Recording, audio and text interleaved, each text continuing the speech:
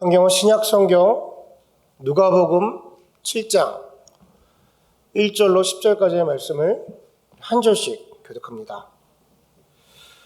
예수께서 모든 말씀을 백성에게 들려주시기를 마친 후에 가버나움으로 들어가시니라.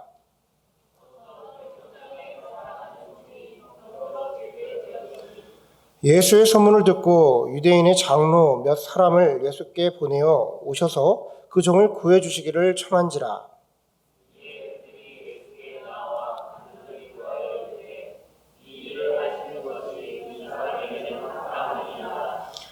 그가 우리 민족을 사랑하고 또한 우리를 위하여 회당을 지었나이다 하니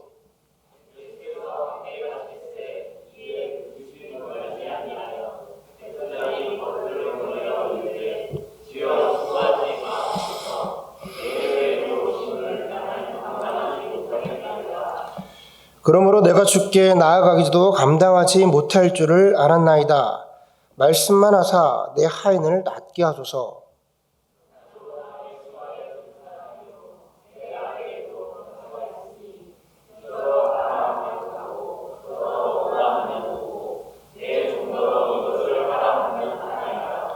예수께서 들으시고 그를 놀랍게 여겨 돌이키사 따르는 무리에게 이르시되 내가 너희에게 이르노니 이스라엘 중에서도 이만한 믿음을 만나보지 못하였노라 하시더라.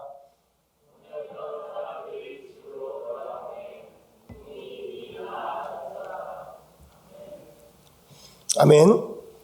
오늘 저와 여러분이 나눌 말씀의 제목은 주님이 놀랍게 여기시는 믿음, 주님이 놀랍게 여기시는 믿음이라는 제목으로 말씀 나누도록 하겠습니다. 여러분, 우리가 흔히 이제 듣는 말 중에 칭찬은 고래도 춤추게 한다라는 말이 있어요. 여러분 들어보셨을 거라고 생각합니다. 여러분 인생 가운데 그동안 쫙 살아오면서 나의 인생에 영향을 미쳤던 그런 칭찬이 있으십니까? 떠오르는 칭찬이 있으세요?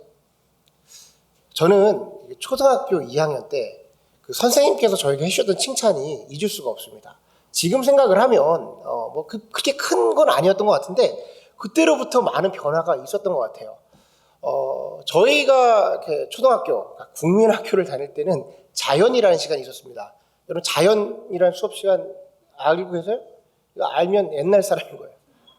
벌써 제가 이렇게 워드를 치는데 국민학교라고 워드를 치니까 자동으로 초등학교로 바뀌더라고요. 여러분 옛날 사람들이십니다. 저희 때는 자연이라는 수업이 있었어요. 자연이라는 시간에 우리 선생님께서 이제 뭔가 가르치실 때 이런 질문을 해주셨어요. 물방울이 글씨 위에 떨어지면 왜 글씨가 크게 보일까요? 그런 거야. 그러니까 제가 얼마나 영향력이 있었으면 이 질문을 그대로 기억하고 있겠습니까? 그러면서 왜 선생님이 뭐라고 말씀하시면 그럼 민성이가 한번 말해볼래? 그런 거예요.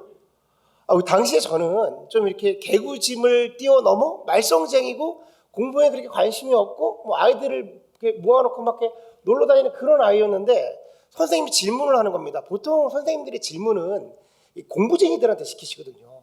뭐 반장이라든지 부반장. 왜 그러냐면 수업에 매끄럽게 진행하기 위해서 주거니 받거니 다 대답을 딱 해야 되는데 그날 갑자기 저한테 민성이가 한번 말해볼래? 그런 거예요. 좀 당황을 했습니다. 그럼 특별히 할 말도 없고 해서 그거는 물방울이 볼록해서요? 라고 대답을 했어요. 그랬더니 그 선생님이 굉장히 칭찬하시는 거예요. 엄청난 칭찬하시는 거예요. 그때 제가 좀 당황할 정도로 생각해보니까 이 선생님은 볼록 렌즈를 설명하고 싶으셨어요. 그런데 그날 제 입에서 나도 모르게 볼록이라는 단어가 나오니까 수업하고 딱 맞았다고 생각해서 굉장히 좀 과하게 다른 어린이들의 관심을 사기 위해서 막 칭찬을 해주신 거예요. 반에서 아이들이 막 민성이 막 그러면서 막 웅성웅성한 겁니다. 저는 그때부터였습니다. 내가 특별하구나. 내 시선은 보통의 시선이 아니구나. 남들과 다른 시선을 가지고 있구나. 제 마음속에서 뜻대로 자라오면서 내 자신에게 좀 흔들림이 있고 힘들 때가 있지만 저는 볼록을 기억하면서 나는 특별하지. 특별한 시선을 가지고 있었지. 생각을 하고 지낼 때가 있습니다. 사실은 칭찬은 그 자체가 의미가 있습니다. 그래서 누구나 할 수 있고 누구나 해도 선한 영향력을 발휘할 수가 있는 거예요.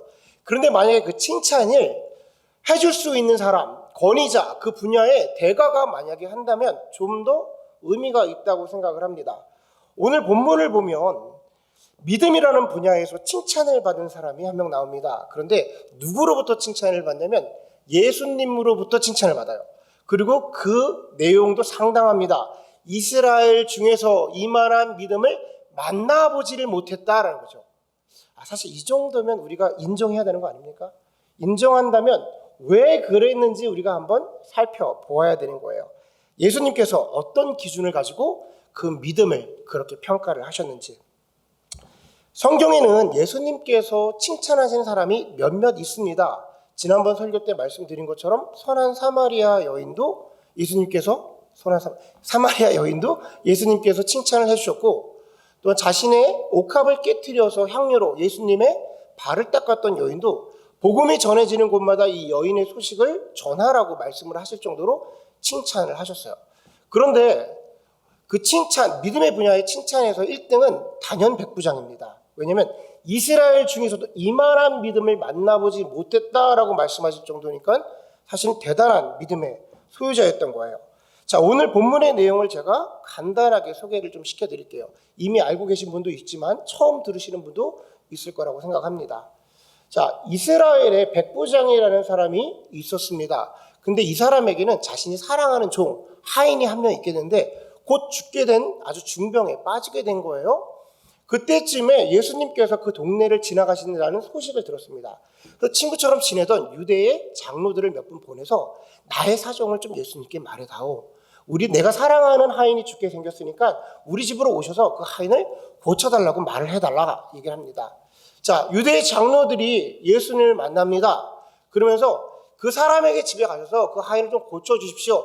그 사람은 그럴 만한 충분한 이유가 있는 사람입니다 라고 말해요. 그 이유는 이따가 좀 설명을 드릴게요.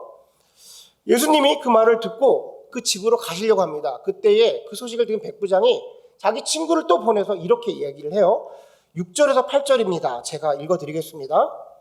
예수께서 함께 가실새 이에 그 집이 멀지 아니하여 백부장이 벗치를 보내어 이르되 주여 수고하지 마옵소서.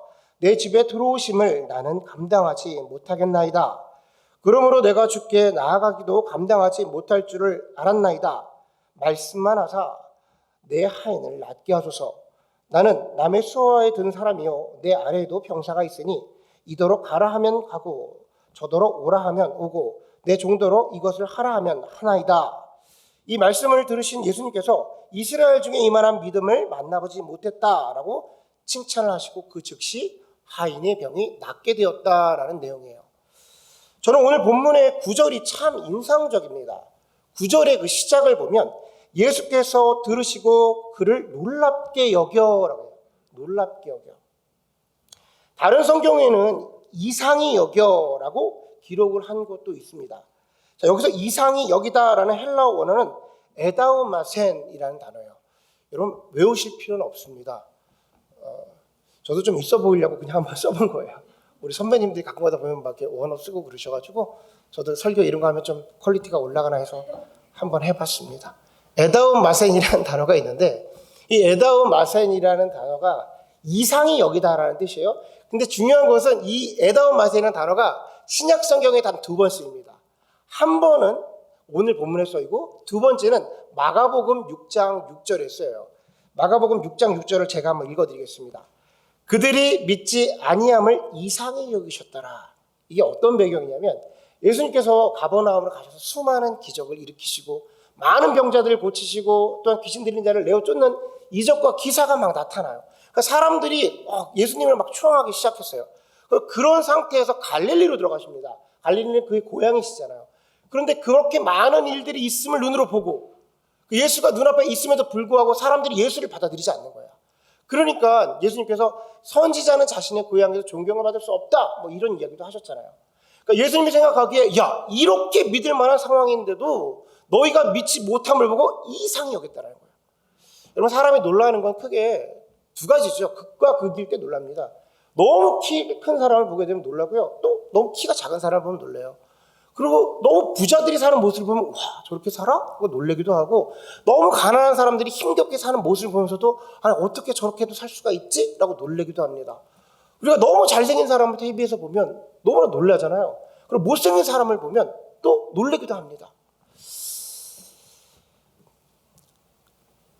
이때 예수님께서 하신 말씀이 그런 것이죠. 그렇게 놀랍게 여기신 거예요. 어떻게 이 놀라운 일들을 바라보면서도 내가 행한 일들을 다 보고서도 너희가 믿지 못하겠느냐라고 말씀하신 겁니다.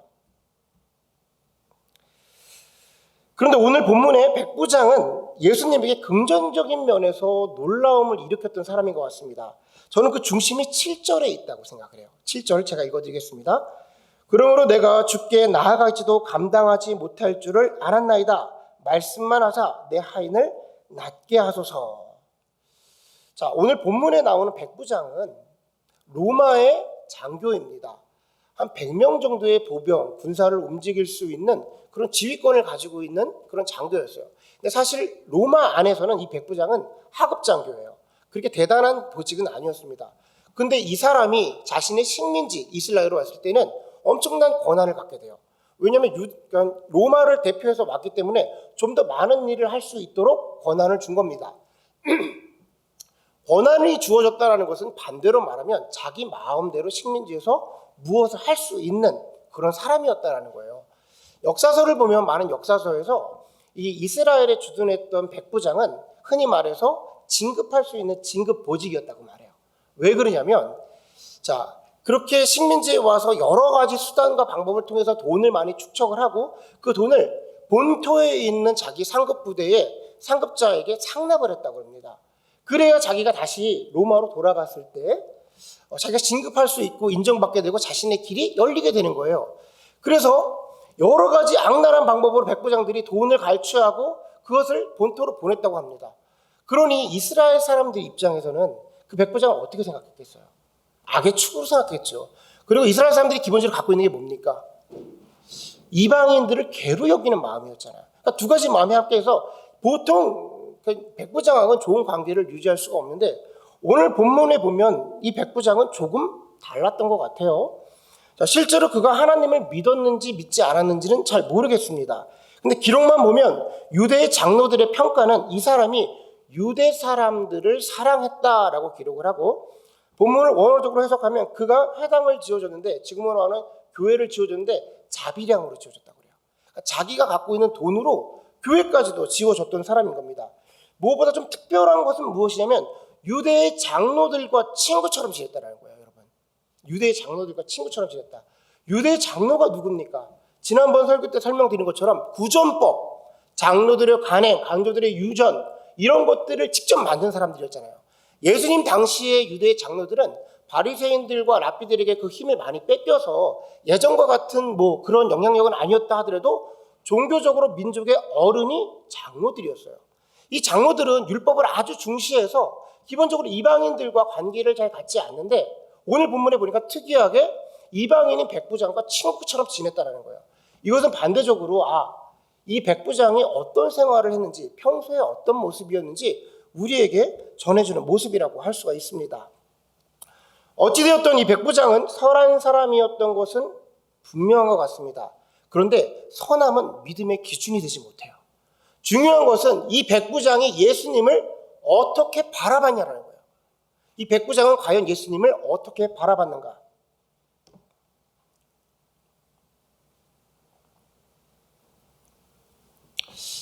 제가 당시에 로마의 기준으로, 로마의 시선으로 예수님을 한번 객관적으로 표현해 볼게요. 예수님은요, 대로마 제국의 속국 중 작디 작은 이스라엘 땅, 그것도 갈릴리라는 총구석에서 어부들 12명의 왕초로 끌고 다니는 거지왕 왕초 정도의 모습입니다. 제자들은 어부고요. 예수님은 심지어 목수예요. 저는 이게 제일 웃겨요. 예수님이 제자들이 어부인데 그 스승은 목수야. 나이는 30세, 결혼도 하지 않은 뭔가 갖춰지지 않은 거지왕 예수라고 표현하는 것이 아마 로마의 시선에서는 가장 객관적인 모습일 겁니다. 여러분, 이 사실이 무엇을 의미하냐면 백부장은 예수님을 세상의 시선으로 바라보지 않았다는 겁니다. 백부장은 예수님을 바라볼 때 처음부터 세상의 기준으로, 세상의 시선으로 바라보지 않았다는 거예요. 여러분, 오늘 본문에서 아주 특이한 점이 하나 있습니다. 여러분도 눈치를 채셨는지 모르겠는데 오늘 본문에 등장하는 유대의 장로들과 백부장은요, 예수님께서 자신의 하인을 고칠 것에 대해서 의심하지 않았어요. 그들의 문제는 예수님이 이 병자를 고칠 수 있냐 없냐 있지 않았습니다. 병을 고치는 건 당연한 일이었어. 그들의 문제는 뭐냐면 그가 우리 집에 올 것인가 아닐 거예요. 여러분 정말로 신기하지 않습니까? 우리가 하다못해 우리가 병이 걸리면 병원에 갈 때 이 의사가 나를 고칠 수 있나 없나를 생각하게 되잖아요. 하다못해 차를 맡길 때도 이 정비사가 내 차를 고칠 수 있나 없나를 평가하게 되는데 지금 이들은 예수님께서 나의 하인을 고치는 것에 대해서는 의심하지 않았다고요. 이들은 그가 과연 우리 집에 올 것인가 아닌 건가를 믿었다라는 거예요. 유대의 장로들입니다. 종교의 지도자들이었어요. 로마의 장교였습니다. 배운 사람이었습니다. 지휘권을 갖고 있는 사람이었습니다. 그런데 그가 어떻게 예수님을 바라봤냐라는 거예요. 그것은 세상의 눈으로 바라보지 않고 백부장은 이미 예수님을 받아볼 때 그리스도요 창조주 하나님으로 받아들였다라는 거예요. 인간을 창조하신 하나님으로 받아들였기 때문에 자신의 하인을 고칠 수 있다고 믿은 거고 그 하나님이시기 때문에 입으로 천지를 창조하신 하나님이기 때문에 말씀만 하셔도 나의 하인이 나을 수 있다고 받아들인 겁니다.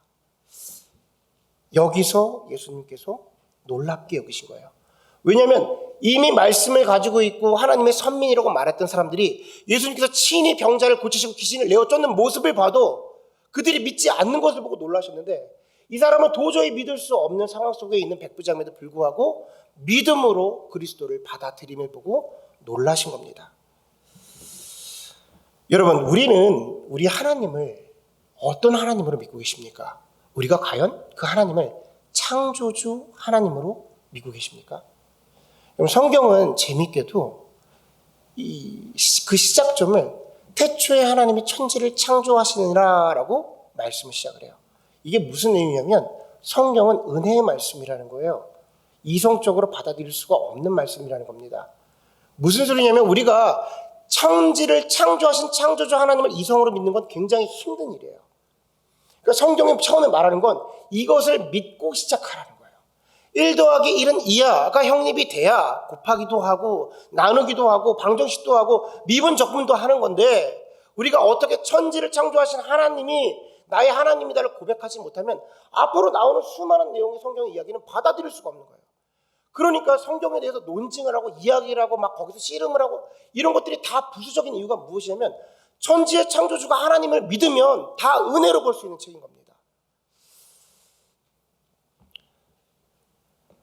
제가 구태연하게 창조론을 조리 있게 설명을 하고 진화론을 이성적으로 반박을 해서 믿을 수 있는 영역이 아니라는 것이죠. 여러분 믿음은 이성의 영역이 아닌 거예요. 물론 설명도 해야 되고 변증도 필요합니다. 그러나 그런 것들이 다 부수적인 것들이에요. 이해한다고 해서 완벽하게 변증한다고 해서 예수님을 믿지 않습니다. 그리고 믿어지지 않아요. 여러분 생각해 보십시오. 우리가 예수님을 이성으로 이해할 수가 없는데 이성으로 이해해서 예수님을 믿는다? 그렇게 말하는 그 믿음 자체를 우리가 의심해 봐야 돼요. 그렇게 믿을 수 있는 영역이 아니라는 것이죠. 하나님을 믿는 것은 수용하는 겁니다. 받아들이는 거라는 거예요. 그저 받아들이는 거고 수용하는 겁니다. 하나님이 행하신 일, 그 말씀을 그대로 내가 간직하겠습니다. 받아들이겠습니다. 라고 고백할 때 그것이 믿음이 되는 겁니다. 여러분 이성적으로 어렵다라는 것 알아요. 이성적으로 그걸 그렇게 받아들이는 게 어렵다는 걸 압니다. 그런데 가만히 한번 생각해 보세요. 우리는 지구가 생물들이 진화해서 이렇게 성장했다라는 것을 학교에서 듣고 받아들였습니다. 우주가 빅뱅의 대폭발로 지금의 모습이 되었다는 것을 과학이라고 포장된 단어를 통해서 믿고 받아들이고 있어요. 근데 여러분 진화론도 이론이고요. 빅뱅도 이론입니다. 무슨 말이냐면 설명을 할지 모르고 주장을 할지 모르지만 증명해낼 수가 없다라는 거예요. 그것들도 일종의 종교인 겁니다. 그런 것들도 받아들이는데 우리가 왜 하나님의 천지를 창조하셨다는 걸 받아들일 수 없어요. 믿음은 선택이고 수용하는 것입니다. 우리가 무엇을 수용하겠냐는 거예요. 천지를 창조하신 창조주가 나의 아버지라고 말하고 그의 아들이 되어서 하나님의 능력을 가지고 주님이 주시는 그 평안을 가지고 이 땅을 누리고 살 것인가? 아니면 우주의 찌꺼기와 같이 가장 조그만 존재로 원숭이를 조상으로 여기고 살 것인가? 내가 무엇을 순종하냐에 따라서 그 길은 전혀 달라지는 겁니다. 오늘 성경은 도저히 믿을 수 없는 환경 속에서도 예수를 받아들인 백부장의 믿음을 하나님 예수님께서는 강하게 칭찬하시는, 크게 칭찬하시는 모습을 볼 수가 있습니다. 지금 이 시대는 정말로 예수님을 믿기는 참 힘든 시기인 것 같아요. 우리를 예수님을 믿지 못하게 하는 일들이 굉장히 많은 것 같아요. 어떤 사람 이런 얘기를 합니다. 지금이 2021년이라는 거예요. 아직도 그렇게 구닥다리 같이 예수를 믿을 수 있냐? 뭐 어떻게 지금 이런 시대에도 예수를 믿느냐라고 말하는 사람도 있어요. 최첨단 시대라는 것이죠. 스마트폰 하나로 주식 거래를 다 하고 모든 금융 거래를 다 하고 세상에 있는 모든 정보를 주고받는 이런 시대라는 겁니다. 인터넷으로 집의 모든 것을 관리하고 또 인공지능이 그런 것들을 다 주관하고 관리하고 불도 끄고 얘기도 하고 노래도 틀어주고 자동차가 이제 자기 스스로 운전하는 시대를 살아가고 있다는 거예요. 어떻게 이런 시대에 예수를 믿을 수 있냐는 겁니다. 이렇게 말하고 싶어요. 그게 뭐가? 그게 뭔데? 그게 그래서 뭐냐는 거죠. 그게 뭐가 어떻다라는 겁니까? 그게 최신 시설이 돼서 뭐가 어떻다라는 거예요. 뭐가 달라졌는데? 인류 역사를 보면 그런 일들은 계속해서 벌어졌던 일들입니다. 우둔한 사람들인 거죠. 제가 보기에는 이 시대만 바라보는 사람들이에요. 여러분, 산업혁명 때 엄청난 기술이 발달되고 1차 세계대전, 2차 세계대전 때 이미 비행기가 하늘을 나르고 자동차가 굴러가는 걸 봤어요. 그때 수많은 사람들이 뭐라고 생각하면 유토피아가 만들어질 거라고 생각했습니다. 최첨단의 시대요. 여러분, 눈에 보이지 않는 바이러스 하나 때문에 1년 동안 집 밖으로 나가지 못하고 있는 우리들입니다. 눈에 보이지 않는 바이러스 하나 때문에 사랑하는 가족들이 죽음으로 잃어가고 있는 그런 시대를 살아가고 있는 지금인 거예요. 우리를 믿지 못하게 하는 수많은 것들이 있음을 알고 있습니다. 백부장도 그러했습니다. 그러나 그럼에도 불구하고 백부장은 예수를 창조주 하나님으로 받아들인 겁니다. 이것이 예수님이 칭찬했던 포인트인 거예요. 우리가 이 세상을 살아가면서 얼마나 많은 것들이 우리를 혼동케 합니까? 예수를 창조주로 믿고 살아가는 것 자체가, 나의 왕으로 믿고 살아가는 것 자체가 사실은 힘듦이 있음을 알고 있어요. 우리는 세상에서 배우는 어떤 세상의 풍조들도 있고, 나를 지금 만들어 놓은 나의 가치관도 있고, 세상을 바라보는 세상의 어떤 세계관도 있음을 알고 있습니다. 여러분, 그런 것들 이면에 지금 이 순간도 우리의 생명을 주관하시고, 온 세계를 주관하시고, 지금도 인도하시는 하나님을 우리는 받아들여야 돼요. 우리가 이해하고 믿는 것이 아니라 받아들였을 때 그가 행하시는 것을 우리가 경험할 수가 있는 겁니다. 여러분, 믿음은요, 제가 여러 번 말씀드리죠. 내가 믿음을 고백하는 것과 하나님이 역사하시는 것을 경험할 때 이루어지는 거예요. 내가 믿고자 작정했어요. 시작. 내가 믿겠습니다 라고 마음을 드리고 그가 행하신 일들, 성경에 나와 있는 말씀을 수용 먼저 합니다. 힘들죠. 객관적으로 그걸 내가 믿는다고 해서 믿고 있는 건지도 아닌지도 모르겠어요. 근데 순수한 마음으로 하나님 그 말씀을 받아들이겠습니다 라고 고백하는 거예요. 그때에 하나님께서 움직이심을 경험하는 겁니다. 그때 내 안에 믿음이 확신이 되어지는 거예요. 여러분, 지금 우리는 어떤 하나님을 믿고 있습니까? 여러분, 믿는 만큼, 수용한 만큼 그 하나님을 누릴 수가 있는 것입니다. 영접하는 자, 이 말은 받아들이다, 수용하다라는 거예요. 영접하는 자, 그 이름을 믿는 자들에게는 하나님의 자녀가 되는 권세를 주셨으니 여러분, 하나님의 자녀의 특권을 누리시기 바랍니다. 우리 교회 표어가 뭐죠? 예수를 누리고 예수를 흘려보내는 교회잖아요. 여러분, 예수를 어떻게 누립니까? 하나님의 자녀가 되어서 그 자녀가 누릴 수 있는 특권을 누리는 거예요. 그리고 이제 나로 넘쳐나는 그 30배, 60배, 100배로 넘쳐나는 그 하나님의 말씀을, 내가 누리고 있는 그 예수 그리스도를 세상에 흘려보내는 겁니다. 이것이 성경의 원리인 거예요. 바라기는 저와 여러분이 이 자녀의 특권을 누리시는 그런 하나님의 자녀가 되기를 간절히 소원합니다. 아멘. 부수적으로는 제가 오늘 본문을 통해서 또 다른 깨달은 것이 있어요. 좀 목사로서는 창피할 수는 있지만 그동안 제가 가지고 있는 혼돈이 하나 있었습니다. 여러분도 비슷한 고민을 하셨을 거라고 생각을 하는데, 믿음이 적어서라기보다 좀 정리되지 않은 부분이 좀 있었어요. 가끔마다 목장 예배를 하거나 수요 기도 모임을 할 때 집사님들이 이런 기도 제목을 낼 때가 있어요. 저희 아버님이, 저희 어머님이 가장 친한 친구가 가까이 있는 친척이 암에 걸렸습니다. 이런 안타까운 일을 상황을 겪고 있습니다. 목사님이 우리 교회가 우리 공동체가 함께 그 사람의 병의 치유를 위해서 기도해 주었으면 좋겠습니다. 라고 해요. 그럼 제가 항상 먼저 말하는 질문이 있어요. 그분이 예수님을 받아들이셨나요? 믿으시나요? 라고 물어봐요. 그럼 간혹가다 이런 얘기를 하세요. 아니요, 그분은 아직 예수님을 믿지 못했습니다. 라고 해요. 그러면 그때 제 마음속에 혼돈이 있어요. 이게 내가 기도해서 될 문제인가? 내가 고쳐주는 건 아니지만 이 교회 공동체가 기도한다고 해결될 수 있는 문제인가? 그 사람의 안타까운 소식을 들으면서 마음으로 동하기도 하고, 집사님이 그런 말씀을 꺼낼 정도면 그 마음도 알아서 기도해야 얼마든지 할 수 있죠. 함께 기도합시다. 그렇게 말하면 되는데, 리더로서 이것이 하나님 보시기에 온전한 기도인가? 이런 고민을 좀 하게 돼요. 왜냐하면 병을 치유시켜 주시는 건 하나님이잖아요. 하나님이 치유시켜 주시는데 그 사람이 하나님을 믿지 않아. 이게 이루어지는 일인가라는 제 안에 혼돈이 있었어요. 그래서 제가 오늘 본문을 읽으면서 완전히 확신했습니다.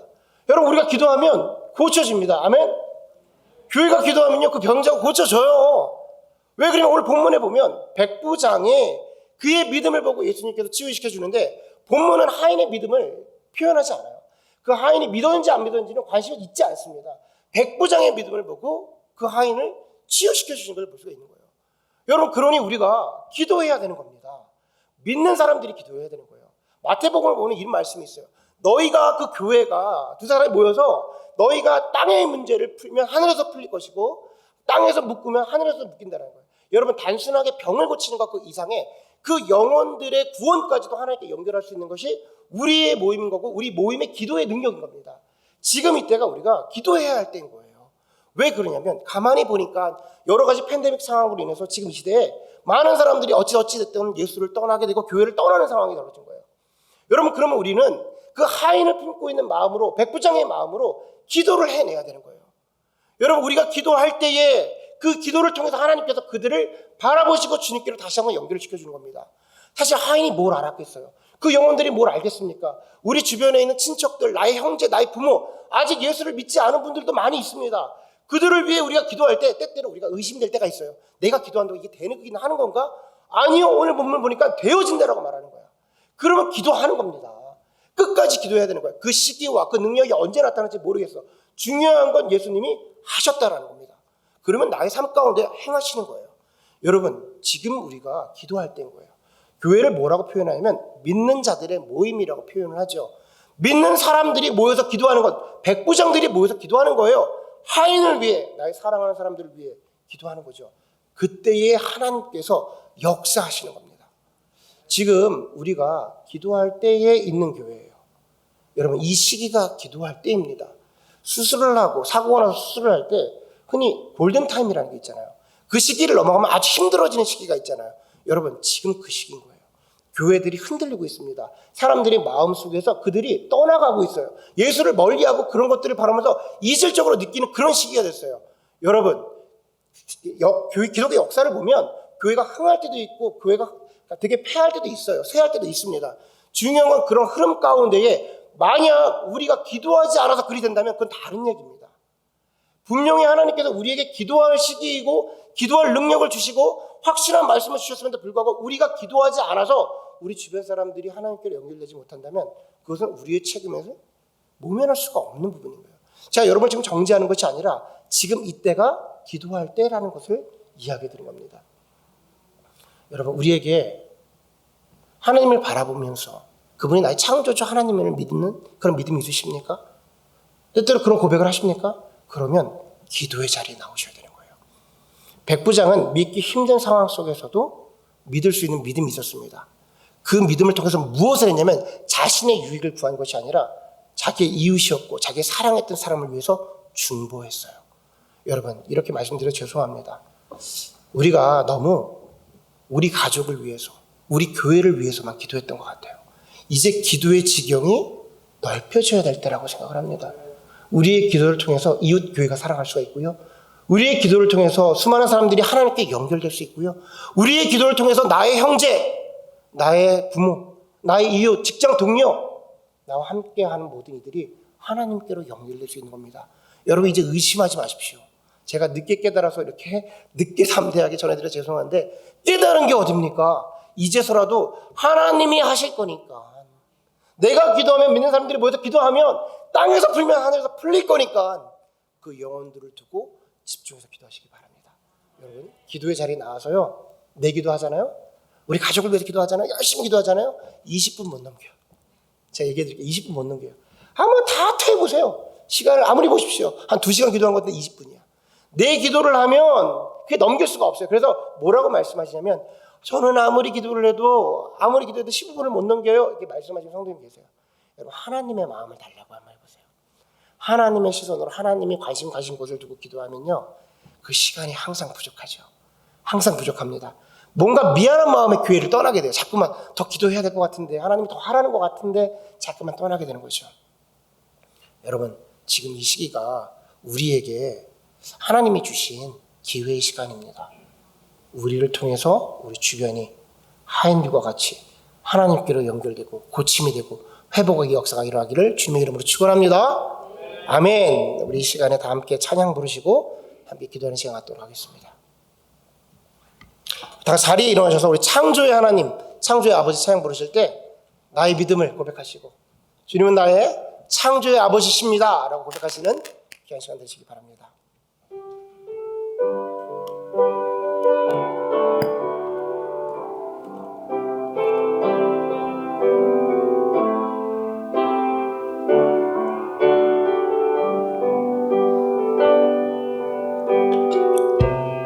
창조의 아버지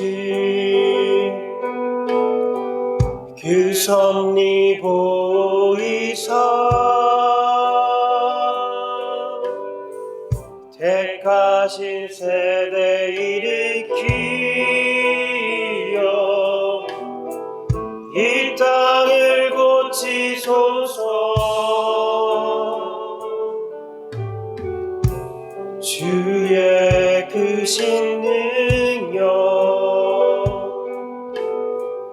만물이 사모하니 성령의 기름 부어주사 이 시간 임하소서. 아멘. 주 영광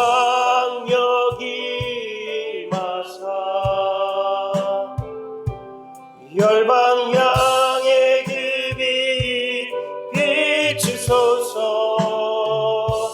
주의 얼굴 구할 때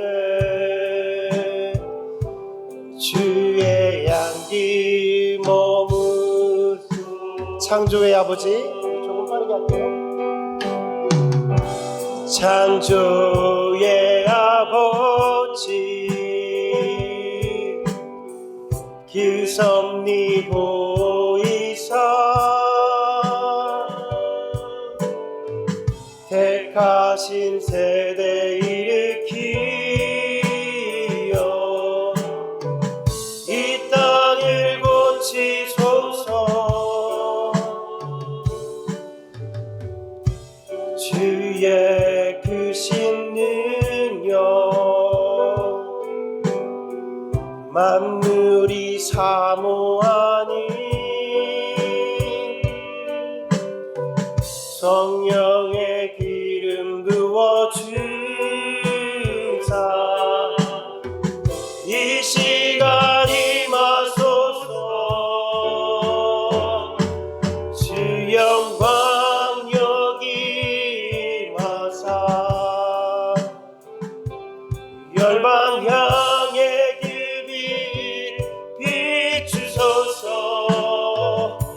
주의 얼굴 구할 때 주의 양기 머무소. 주 영광 여기 임하사 주 영광 여기 임하사 열방 향해 그 빛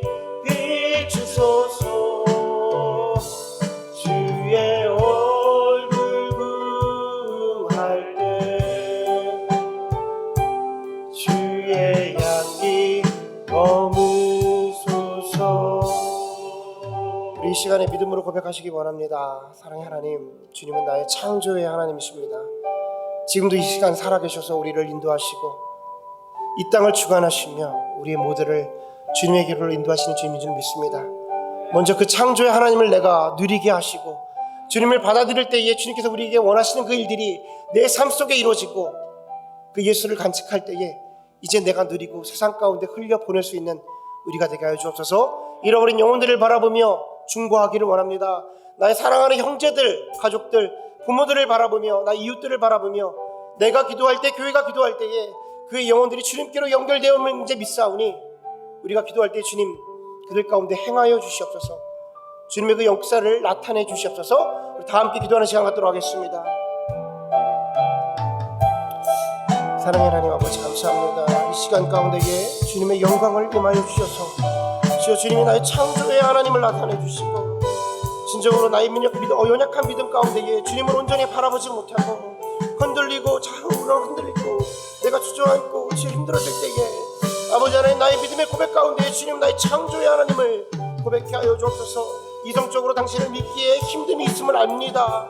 나의 주여 세상이 주는 그런 많은 가르침들이 세상의 순리가 주님을 바라보기에 힘들게 함을 알고 있으나 그때마다 주님 내 마음 가운데에 주님은 나의 구주이시며 나의 창조의 주심을 고백할 수 있는 주여 그런 믿음을 허락하여 주시옵소서. 주여 나의 작은 믿음으로 주님을 바라보구나 주님께서 나에게 역사하실 때에 확신의 영역으로 나의 믿음이 굳어지는 줄로 믿사오니 아버지 하나님 내 마음속에 확신의 영역을 가지고 이제 주여 그 주변에 있는 영혼들 주여 그 백부장의 하인을 품어냈던 것처럼 아버지 하나님 내 주변에 있는 저 이웃들을 위해 주여 잃어버린 영혼들을 위해 예수를 떠나가고 있는 영혼들을 위해 우리가 기도하고 나아갈 수 있는 교회가 되게 하여 주시옵소서. 먼저는 우리의 기도를 통하여서 하나님의 역사하심을 경험케 하시고 이제 그 기도가 확장되어서 우리 주변에 있는 모든 영혼들을 주님께로 연결시킬 수 있는 주여 그런 기도의 교회가 될 수 있게 하여 주옵소서. 주님 교회를 향하여 분명 말씀하시기를 너희가 땅에서 불면 하늘에서 불릴 것이라 말씀하셨사오니 믿음의 사람들이 모여서 기도할 때마다 백부장과 같은 믿음으로 내 이웃을 위해 나의 사랑하는 형제들을 위해 기도해낼 수 있는 우리가 되게 하여 주시옵소서. 우리의 기도를 듣고 계신 주님인 줄로 믿습니다.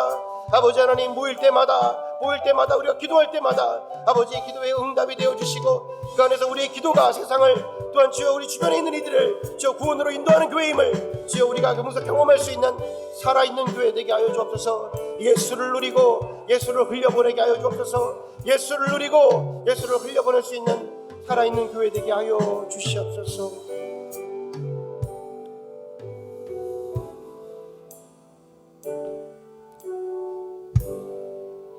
사랑의 하나님, 주님은 우리의 창조의 하나님이심을 고백합니다. 우리의 창조의 하나님으로 우리의 왕으로 주님 우리 가운데 임하여 주시옵소서. 지금은 우리 구주 예수 그리스도의 은혜와 아버지 하나님의 놀라우신 사랑하심과 성령님의 내주 역사 교통 충만하심이 지금 이 순간 그 하나님을 바라보며 주님은 나의 창조의 하나님이십니다 고백하고 수용하고 받아들이며 영접하는 우리 참 좋은 교회의 성도들의 머리 위에 지금부터 영원토록 함께 하시기를 축원하옵나이다.